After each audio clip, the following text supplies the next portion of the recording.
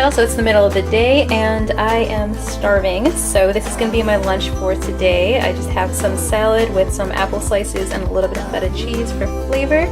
And then I have this lunch bar, which is more like a dessert, I think. Double chocolate caramel bar. It looks pretty good. And then just a huge glass of green iced tea, which I love. I don't put honey in it or anything else. I just put the green tea and the ice, and that's just my preference. But I'm starving, so I am ready to dig into this.